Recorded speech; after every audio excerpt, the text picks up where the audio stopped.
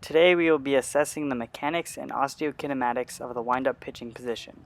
We will first take a look at the pitching mechanics of a higher trained subject using mechanics from Weinstein and Corral, both coaches at the collegiate level. Then we will take a look at the osteokinematics of an adolescent pitching from the windup using the Manual of Structural Kinesiology, 19th edition, by R.T. Floyd, and the 6th edition Pearson Human Anatomy textbook. There are several phases in the windup that will not be covered because we will be only assessing the front leg or stride leg. The first phase is the rock and pivot phase. During this phase, the front leg or stride leg will step back to help maintain the momentum of the pitch. This allows the stride leg to lift easier into the next phase.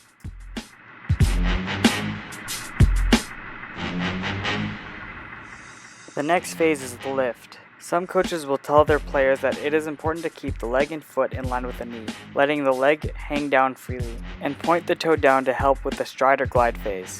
Keeping it in line helps with the next phase, but it really depends on maintaining balance. Next is the glide. This is where the lead leg will stride and plant. The key here is to lead with the heel of the foot. Leading with the toes may cause imbalance and inaccuracy. The greater the stride means there is less of a distance the ball must travel to reach home plate, potentially adding speed to the pitch. When planting, landing with the heel first, like walking, can help with a balanced stance. Notice how the subject's toe is pointed at the target. This will help the body move easier into the next phase. Last is the follow-through. Some players might have a difficult time balancing or maintaining a balanced stance after the release of the ball. It is important for the pitcher to be balanced after the pitch so the pitcher is ready to receive a ball that is hit right to him. It is also important to always keep an eye on the target to see where the pitch is going. Now we will jump right into the osteokinematics of the windup, more specifically the stride leg and in this case the left leg.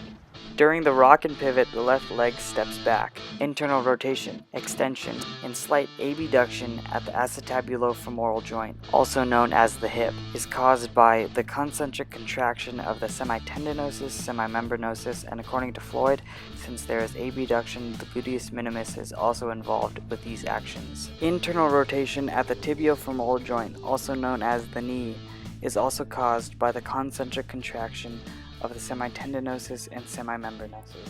At the talocrural joint, commonly known as the ankle, there should be slight dorsiflexion caused by a concentric contraction of the tibialis anterior. Notice how the athlete flexes at the knee to step back. This is not done by all players. During the lifting phase, the rectus femoris, iliacus, and psoas major and minor contract concentrically to cause flexion at the hip. Notice there is flexion at the knee, but this should not be caused by the concentric contraction of the hamstrings. This should be caused by gravity. The leg should hang down freely as mentioned before. The subject's ankle should be in a neutral position. If the subject were to point their toe down, they would experience active insufficiency of the gas shock because it is already shortened at the origin and will shorten at the insertion. As the leg comes down to start to glide, the rectus femoris, iliacus, psoas major and minor act eccentrically with gravity, extending the hip, while leaving the hip slightly flexed for the planting phase. Also, the tensor fasciae latae works concentrically to abduct the hip. At the knee, a concentric contraction of the rectus femoris, vastus intermedius, vastus medius, and vastus lateralis, are also known as the quadriceps screw, causes extension. The ankle should be slightly dorsiflexed, which is caused by a concentric contraction of the tibialis anterior. This allows the pitcher to land with the heel. Just as the foot is about to plant, the hip and the knee externally rotate, caused by the concentric contraction of the biceps femoris, pectineus, and gluteus maximus to prepare for the plant. When the foot plants, the hip is flexed, caused by the concentric control of the gluteus maximus and biceps femoris.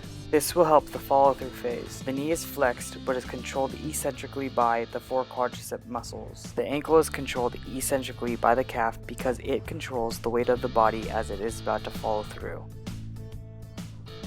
The follow-through is an eccentric contraction of the gluteus maximus and hamstring group, controlling flexion at the hip, resisting the body from coming forward. Internal rotation at the hip will be controlled by the glute max and biceps femoris eccentrically to slow down the rotation of the body caused by the swing of the opposite leg. The knee is flexed, caused concentrically by the quads. The ankle will be plantar flexed slightly, controlled concentrically by the calf.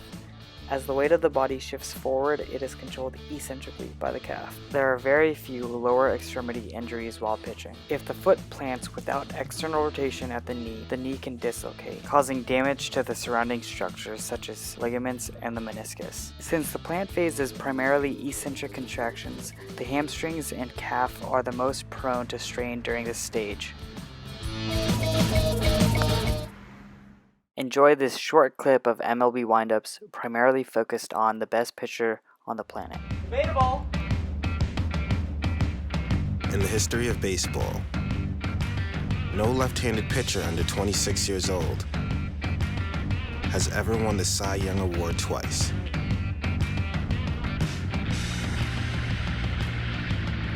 Until now.